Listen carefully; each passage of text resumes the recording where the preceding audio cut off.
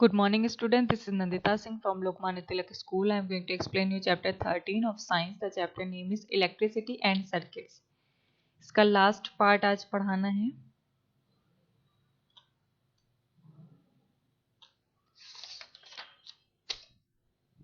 Electric circuits.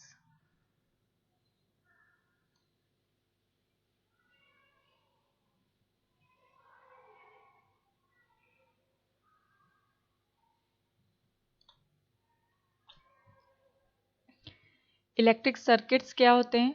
The electric current needs a closed और complete path to flow. Electric current जो है वो उनको जरूरत पड़ती है क्लोज्ड या कंप्लीट पाथ चाहिए होता है ताकि वो इलेक्ट्रिसिटी को फ्लो कर सके. This closed path along with electric current flows is called electric circuit.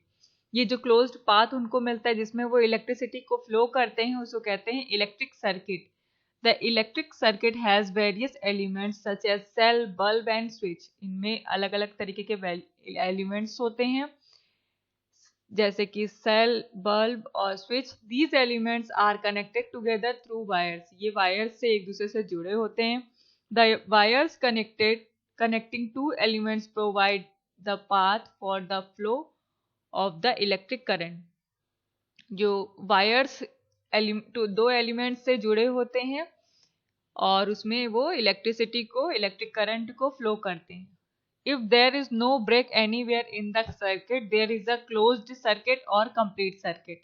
Current flows in the closed circuit. For example, when a torch is switched on, the circuit becomes closed. Thus, current flows in the circuit and torch glows.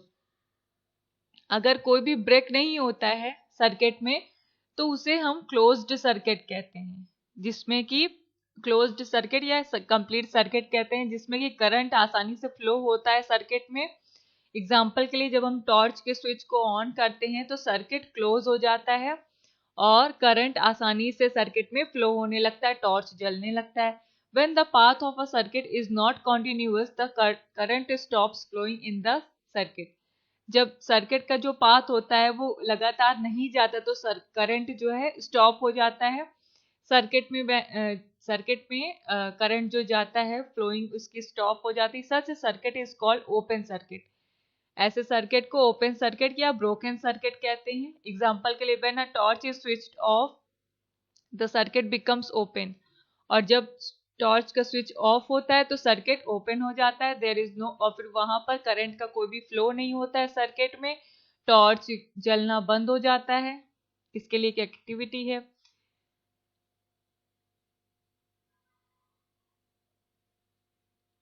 Next पर आएंगे. Next topic आपका है conductors and insulators. We used wires to connect the circuit elements. Circuit के elements को जोड़ने के लिए wires का यूज करते हैं. Mostly these wires are made of copper. ये कॉपर मेटल के बने होते हैं ये wires. What will happen if we replace the wire with a nylon string. और अगर जो इसमें स्ट्रिंग लगी होती है नायलॉन की, अगर उसमें से हम कॉपर के वायर को हटा दें तो क्या होगा? The bulb will not glow. Bulb जलेगा नहीं. The bulb will glow again if once again use the wire. और बल्ब तभी जलेगा जब हम दोबारा से उसमें वायर का यूज करेंगे. This shows that electric current can pass through a wire but not through a nylon string. इससे हमें पता चलता है कि इलेक्ट्रिक करंट वायर्स के थ्रू ही पास होता है, नायलॉन स्ट्रिंग से पास नहीं होता है. Substances can be classified into two categories. Substances को दो कैटेगरीज में बांटा गया है, conductors and insulators. Conductors and insulators. A substance that allow electric current to pass through it is called a conductor or good conductor of electricity. ऐसे substance जो कि electricity को अलाउ करते हैं कि a substance that allows electric current to pass through. ऐसे substance जो कि इलेक्ट्रिक करंट को पास होने देते हैं, ऐसे सब्सटेंसेस को हम कंडक्टर कहते हैं या गुड कंडक्टर ऑफ इलेक्ट्रिसिटी कहते हैं, क्योंकि ये इलेक्ट्रिसिटी को अच्छे से कंडक्ट कर सकते हैं. On the other hand A substance that does not allow electric current to pass through it is called a bad conductor or insulator of electricity. और उसके अपोजिट में है कि ऐसे सब्सटेंस जो इलेक्ट्रिक करंट को पास नहीं होने देते हैं उन्हें कहते हैं बैड कंडक्टर या इंसुलेटर कहते हैं इलेक्ट्रिसिटी का. So while nylon is a bad conductor of electricity, a metal is a good conductor of electricity. A metal is a good conductor. Nylon जो है वो बैड कंडक्टर है इलेक्ट्रिसिटी का, जबकि मेटल जो है वो गुड कंडक्टर हैं इलेक्ट्रिसिटी के. In fact, most metals such as copper, iron and aluminum are good conductors of electricity, whereas most non-metals such as water, such as wood, rubber, glass and cotton are bad conductor of electricity. Conductor of electricity means होता है कि जिसमें आप electric current दें और उसमें current आ जाए. जैसे कि कुछ चीजें ऐसी होती हैं, जैसे हम लोग कभी भी वायर छूते हैं या कोई चीज छूते हैं तो उसमें देखिए ऐसे मेटल्स का यूज करते हैं. जैसे हम वायर छूने के लिए या किसी होल्डर को टच करने के लिए कभी भी हम किसी मेटल का यूज नहीं करते, किसी वुड का यूज कर सकते हैं. या रबर, हमेशा कहा जाता है कि इलेक्ट्रिक चीजों को छूने के लिए रबर की स्लीपर पहननी चाहिए, जो क्योंकि हम जमीन से जो हमें करंट मिल सकता है वो कभी भी हमको करंट नहीं लगेगा ऐसी चीजों को छूने पर. तो इसलिए गुड कंडक्टर ऑफ इलेक्ट्रिसिटी की उनमें इलेक्ट्रिसिटी पास होती है, और बैड कंडक्टर ऑफ इलेक्ट्रिसिटी जिसमें इलेक्ट्रिसिटी पास नहीं होती है. तो मेटल्स सारे जितने होते हैं, कॉपर, आयरन और एल्यूमिनियम, ये सब में इलेक्ट्रिसिटी पास होती है, लेकिन वुड और रबर और ग्लास, कॉटन, ये सारी चीजों में कभी भी इलेक्ट्रिसिटी पास नहीं होती. That is why the filament of a bulb is made of metal. इसीलिए जो बल्ब का जो फिलामेंट होता है, जो जलता है तब रोशनी होती है, तो वो मेटल का बना होता है. What happens when you break one of the connecting wires in a closed circuit? क्या होगा अगर आप when you break one of the connecting wires, जब closed circuit से जुड़ा हुआ जो वायर होता है अगर आप उसको काट दें तो क्या होगा? The gap between the two ends of the wire is filled with air. दो वायर के बीच का जो गैप है वो एयर से भर जाएगा. And the electric current stop flowing, और इलेक्ट्रिक करंट जो है फ्लो होना बंद हो जाएगा. Similarly, when the filament wire breaks, और इसी तरीके से जब फिलामेंट वायर को कट कर दिया जाए, ब्रेक कर दिया जाए, तो बल्ब जलना बंद हो जाता है.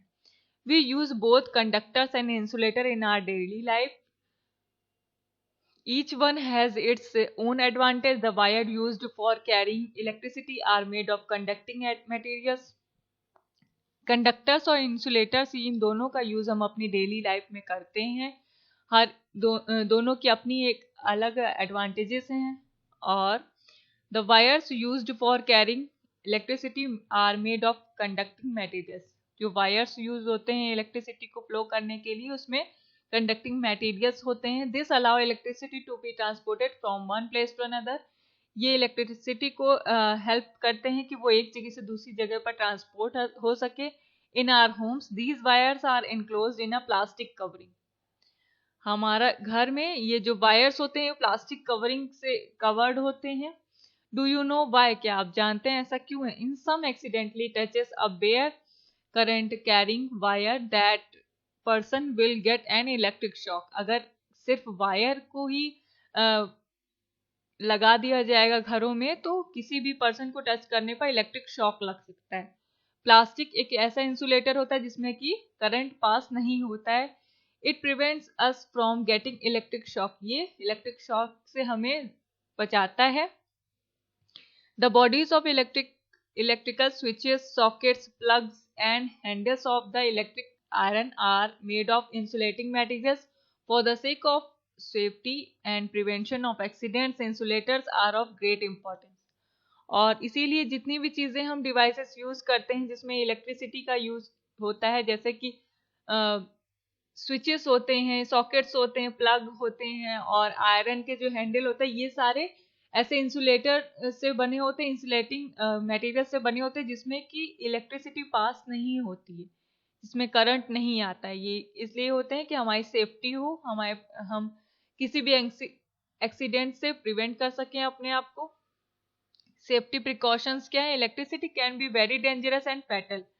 फैटल मीन्स होता है घातक, और डेंजरस मीन्स आप जानते हैं खतरनाक. इलेक्ट्रिसिटी हमारे लिए खतरनाक और घातक सिद्ध होता है. हमारे लिए है while handling electrical gadgets we should take the following precaution.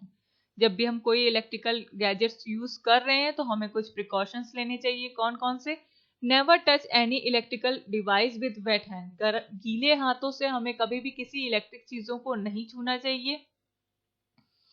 While using electrical devices, always wear rubber-soled footwear as rubber is a bad conductor of electricity and prevents a large current from passing through your body. जैसा कि अभी मैंने आपको बताया था कि जब किसी भी इलेक्ट्रिकल डिवाइसेस को हम टच करते हैं तो हमें रबर सोल के फुटवियर्स पहनने चाहिए, स्लीपर्स पहनने चाहिए, जिससे कि क्या होता है, रबर एक बैड कंडक्टर ऑफ इलेक्ट्रिसिटी है जिसमें कि इलेक्ट्रिसिटी पास नहीं होती है और हमें करंट नहीं लग सकता है, हमारी बॉडी सेफ रहेगी.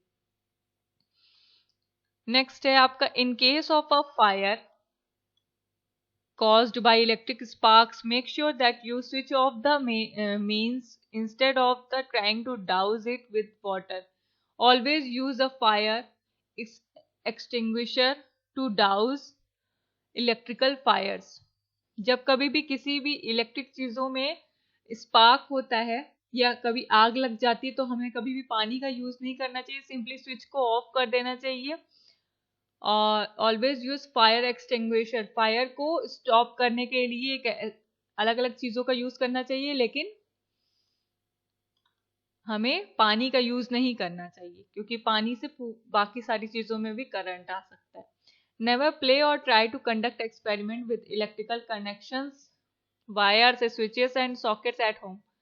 कभी भी हमें इलेक्ट्रिकल कनेक्शंस, जितने वायर्स होते हैं, स्विच होते हैं, सॉकेट होते हैं, इन सब के साथ खेलना नहीं चाहिए, ना तो उनके साथ कोई एक्सपेरिमेंट करना चाहिए.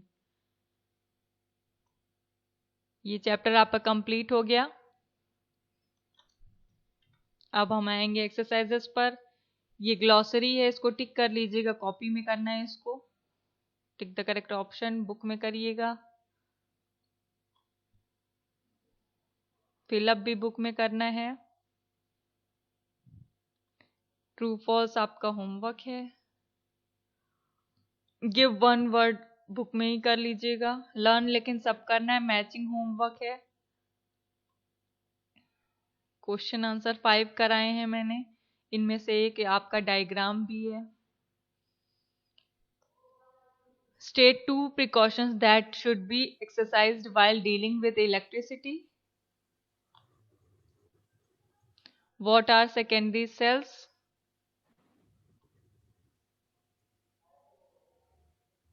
Where did the word electricity originate from? Who invented this word? Draw neat and labeled circuit diagram of a torch. यहाँ पर आपको सिर्फ एक डायग्राम बनाना है, इसके बारे में कुछ भी नहीं लिखना है. ये मत लिखिएगा. ड्रॉ द डायग्राम, ये मैंने आपको समझाने के लिए लिखा है. Differentiate between conductor and insulator. इसका हाफ आंसर नेक्स्ट पेज पर है. Complete your work. I am going to end this class. Good day.